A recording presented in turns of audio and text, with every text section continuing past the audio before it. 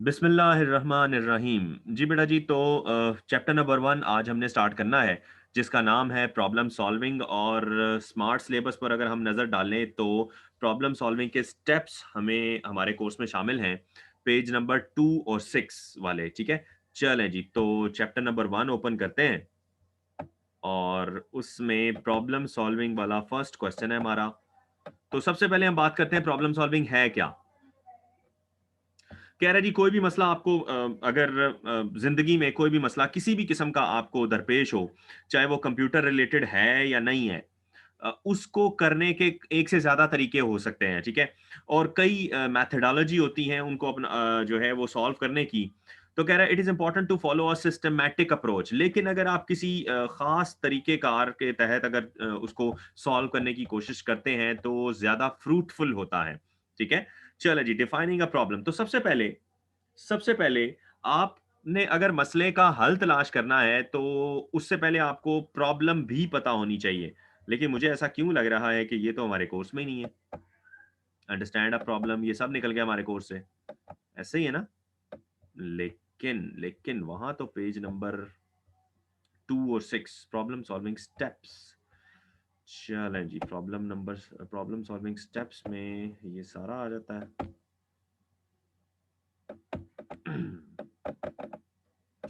अच्छा, ये स्टेप्स के अंदर सब हेडिंग्स है। ऑल राइट जी, चले जी, प्रॉब्लम को डिफाइन करते हैं। मसले को हल करने से पहले मसले को समझना बहुत जरूरी है।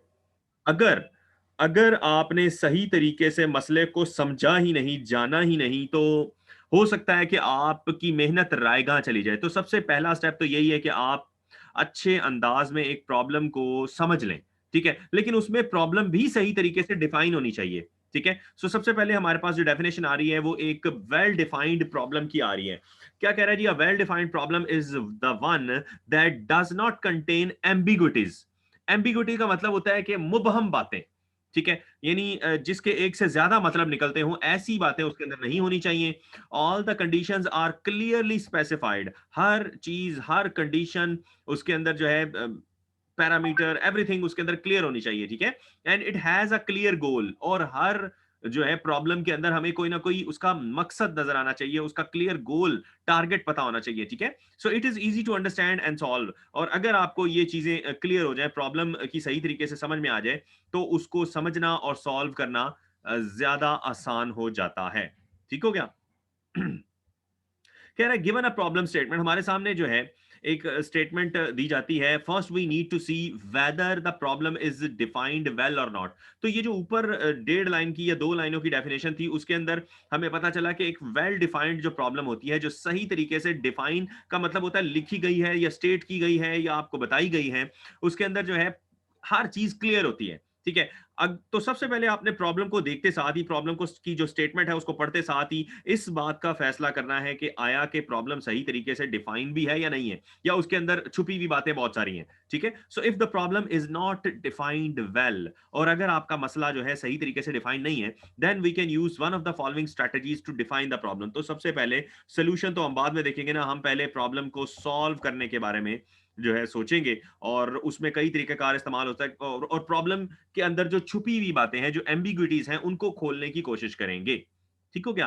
तो पहली स्ट्रैटेजी, पहला तरीकाकार ये है कि गेन बैकग्राउंड नॉलेज। मतलब आपके सामने एक टारगेट रखा गया है, एक मसला रखा गया है। आप सबसे पहले, मतलब कोई भी बंदा, मिसाल के तौर पर मैं कहता हूं आपको कि कोई जो है आपका कस्टमर आके कहता है कि ये आपने जो है मोबाइल मुझे जो सेल किया है, ये खराब हो गया है। तो अब ये खराब हो गया में या ये चल नहीं रहा, इस बात के अंदर जो है इस बात से कुछ पता नहीं चल रहा। ऐसे ही है ना, मतलब बहुत सारी, किसी भी वजह से बंद हो सकता है, इसके अंदर कोई भी प्रॉब्लम हो सकती है। अब इतने सारे उसके अंदर एक बड़ी मेन प्रॉब्लम के अंदर बहुत सारे पेचीदा जो है मामलात और छुपे हुए हैं। तो आपने बैकग्राउंड नॉलेज जो है वो लेने की कोशिश करनी है। ठीक है, वो कह रहा है we try to find the situation and circumstances in which the problem is happening.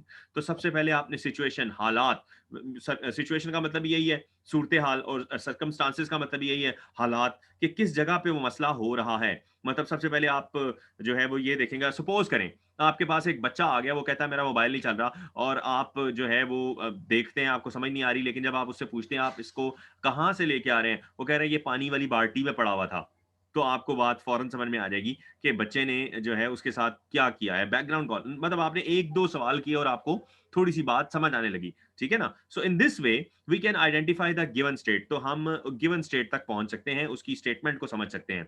So it also helps to know what a good solution will look like, और इसमें आधी बात आपको जो है और मतलब सॉल्यूशन भी आधा निकल आता है, मतलब बात को समझते ही आपको सूरत हाल कंडीशन जो है वाज़े होना शुरू हो जाती है और आपके दिमाग में एक सॉल्यूशन का खाका बनना शुरू हो जाता है। So how shall we able to measure the solution, तो इसी तरीके से जो है आप क्वेश्चनिंग करके बैकग्राउंड नॉलेज गेन करके आप जो है वो एक बेहतर सॉल्यूशन की तरफ जो है जा सकते हैं। उसके बाद आगे जी यूज गेसेस। अब सवाल ये है कि सपोज करें कोई बंदा आया है और वो उसको कहीं से गिरा हुआ मोबाइल मिला, वो अब उसको नहीं पता ये किस वजह से बंद है, तो अब आपने अंदाजे लगाने, अब उसके पास भी बैकग्राउंड नॉलेज नहीं है, ठीक है ना? So we try to guess the unknown information through appropriate guesses, यानी अब आपने मुनासिब अप्रोप्रिएट गैस लगाना, गैस का मतलब होता है अंदाजा, लेकिन अंदाजा मुनासिब अंदाजा, ठीक हो गया ना?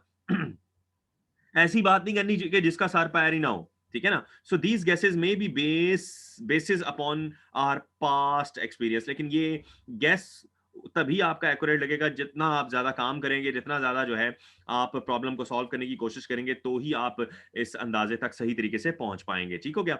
सो ड्रा पिक्चर जी, उसके बाद आ रहा है जी के तीसरी स्ट्रेटेजी ये है, कुछ लोग उनके सामने कोई भी प्रॉब्लम आए वो थोड़ा बहुत ना उसकी पिक्चर बनाकर उसको क्लियर करने की कोशिश करते हैं, क्योंकि we all know that human nature है कि डायग्रामेटिकली या ग्राफिकली अगर कोई चीज किसी को समझाई जाए तो जल्दी समझ में आती है। सो कह रहा है if the problem is not well defined we can draw a picture and fill the undefined information, तो फिर वो जो है कागज पर जो है ग्राफिकली जो है चीजों को फिल करने की कोशिश की जाती है। सो नीचे जो है एक आपके सामने रिप्रेजेंटेशन दी गई है, ठीक है, एक डायग्राम दिखाई जा रही है जिसके अंदर एक प्रॉब्लम है। क्या प्रॉब्लम है? कह रहा है जी can you solve this problem, तो ये आपके सामने जो है आपको दिखाया जा रहा है कि 3 घोड़े जो हैं वो प्लस हों तो आंसर आ रहा है 30, ठीक है? इसी तरीके से ये जो है 1 घोड़ा है और उसके अलावा ये 2 यू हैं या 2 एम हैं, ये क्या हैं? इनको किया तो आंसर आ रहा है 18। सो उसके बाद जो है वो एक और आपको जो है तीसरा जो है वो सिनेरियो भी दे रहा है कि वो जो ऊपर वाले यू हैं माइनस किया उनमें से 2 सॉक्सेस को तो आंसर 2 आ रहा है, और ये आपको क्वेश्चन मार्क देकर आपसे आंसर या प्रॉब्लम को सॉल्व करने का आपको कहा जा रहा है। इसका आंसर हम कई बार जो है पहले भी कर चुके हैं। बहरहाल आज हमारा टारगेट ये नहीं है, तो आगे चलते हैं जी। तो बहरहाल ये एक प्रॉब्लम देकर उसने आपको आइडिया दिया है कि इस तरीके से कुछ लोग डायग्रामेटिकली चीज़ों को समझने की कोशिश करते हैं। ले जी, अब असल मसला आ रहा है अंडरस्टैंडिंग द प्रॉब्लम। प्रॉब्लम पता चल गई है, प्रॉब्लम की स्टेटमेंट क्लियर हो गई है। प्रॉब्लम को हमने कई तरीके लगा के, स्ट्रैटेजीज़ लगाकर हमने समझ लिया है कि है क्या। अब हम मतलब हमें हमें पता चला कि प्रॉब्लम ये है। अब उसको अंडरस्टैंड करने की कोशिश करनी है हमने। कह रहा है it is important to understand the problem before jumping into the solution. तो सॉल्यूशन से पहले उस सिनेरियो में घुसना है आपने मेंटली, फिजिकली नहीं मैं बात कर रहा, मेंटली आपने उस सिचुएशन को, उन हालात के अंदर जाना है। So for example a riddle or a puzzle can be answered only after clear understanding. तो एग्जांपल दे रहा है कि कोई अगर सपोज करें कोई आपसे कोई लतीफा या कोई जो है वो पूछता है, कोई सवाल पूछता है और उसके अंदर रिडल होता है, एक छोटा सा सवाल है या पजल है, उसको आप समझते ही नहीं है, तो आप कैसे जवाब दे सकते हैं? सो कह रहा है a clear understanding of a problem makes it easier to solve and helps to save money, time and resources। ये तीनों चीजें जाया हो जाएंगी अगर आपने सही तरीके से मसले को जाना ही नहीं, मसले को समझा ही नहीं, ठीक हो गया? सो कह रहा है जी understanding of a problem usually includes identification of 5 डब्ल्यूज। Basically आपने करना क्या है, 5 डब्ल्यूज जो हैं उनको आपने फाइंड आउट करना है किसी भी मसले के अंदर। कोई भी, चाहे वो मसला दुनियावी है, चाहे वो फिजिकल है, चाहे वो मैथमेटिकल है, चाहे वो जो है मसला आपके पास कंप्यूटर साइंस में प्रोग्रामिंग से रिलेटेड है, तो आपने क्या करना है, 5 डब्ल्यूज जो है उनको फाइंड आउट करने की कोशिश करनी है। ये बड़ा एक मेथड है जो हमें आगे आगे भी अगर आप स्टडी करते हैं कंप्यूटर साइंसेस में, तो वहां पर भी आपको ये 5 डब्ल्यूज का फार्मूला दिया जाएगा। 5 W means what, who, when, where and why. इन 5 डब्ल्यूज का आपने जवाब तलाश करना है, तो आपको तकरीबन जो है प्रॉब्लम समझ में आ जाएगी। कह रहा है जी प्रॉब्लम एनालिसिस। अब हमारे पास एक डेफिनेशन आ रही है प्रॉब्लम एनालिसिस की, यानी आपने प्रॉब्लम तो मतलब आपको पता चल गई कि क्या है, लेकिन अब तज्जिया करेंगे तो आप उसके अंदर घुस के उसके सोल्यूशन की तरफ जाएंगे ना, मतलब सोचना है उसके बारे में। सो कह रहा है problem analysis is the process to figure out these 5 डब्ल्यूज फ्रॉम अ प्रॉब्लम स्टेटमेंट, यानी प्रॉब्लम स्टेटमेंट में से इन 5 डब्ल्यूज के आंसर आपने निकालने हैं। Problem analysis helps to understand a given problem. Problem analysis क्यों किया जाता है? प्रॉब्लम को सॉल्व करने में या अंडरस्टैंड करने में हमारी मदद देती है, ठीक है? सो कह रहा है जी, these are the basic elements which lead towards the solution of a given problem. तो ये बेसिक जो है तरीकाकार है, बेसिक एलिमेंट्स हैं इन 5 डब्ल्यूज को तलाश करना। और वो एग्जांपल भी दे रहा है। For example consider the following problem statement. हमारे सामने नीचे एक स्टेटमेंट दी जा रही है, बहरहाल ये ऊपर डायग्रामेटिकली भी आपको बात समझाने की कोशिश की गई है।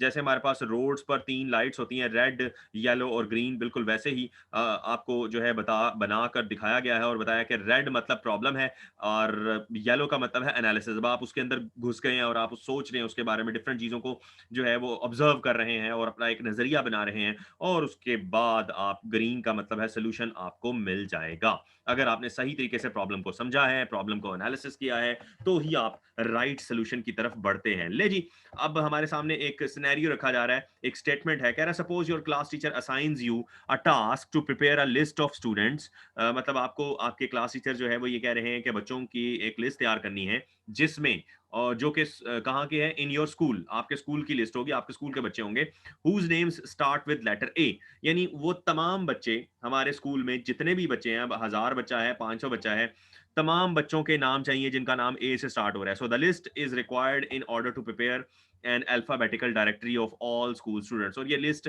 किस लिए चाहिए? क्योंकि वो एक अल्फाबेटिकल डायरेक्टरी बनाना चाह रहे हैं जिसके अंदर नेम, एड्रेस, फोन नंबर वगैरह वगैरह होगा। And there is only 1 week to complete the task.